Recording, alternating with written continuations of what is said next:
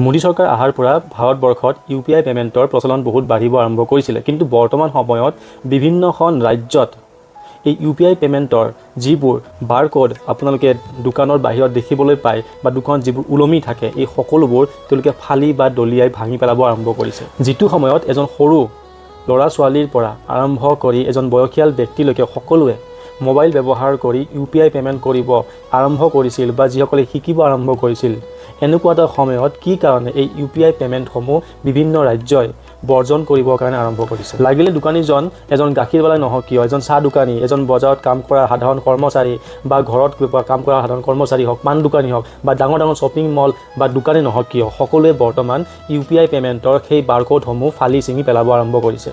কিন্তু এনেকুৱা হঠাৎ কি হৈ গ'ল যাৰ কাৰণে UPI পেমেণ্টৰ এই বাৰকোডসমূহ তেওঁলোকে ফালিবৰ কাৰণে বাধ্য হৈছে? ইয়াৰ একমাত্ৰ কাৰণটো হ'ল টেক্স নটিচ আহিব আৰম্ভ কৰিছে। যিমানবোৰ দোকানীয়ে UPI ব্যৱহাৰ কৰি আছিলে, এই সকলোবোৰৰ ওচৰত বৰ্তমান টেক্স নটিচ আহিছে যে তোমালোকে এতিয়ালৈকে যিমানবোৰ UPI পেমেণ্ট কৰিলে আৰু তাৰ পৰা যিমানবোৰ লাভ পালা, সেই লাভৰ ওপৰত আমাক টেক্স দিব লাগিব। গতিকে বৰ্তমান সকলোবোৰ দোকানীয়ে এটা কথাই ক'ব আৰম্ভ কৰিছে, বৰ্তমানৰ পৰা UPI পেমেণ্ট বাদ দি আমাক সকলোৱে কেছ পেমেণ্ট কৰক।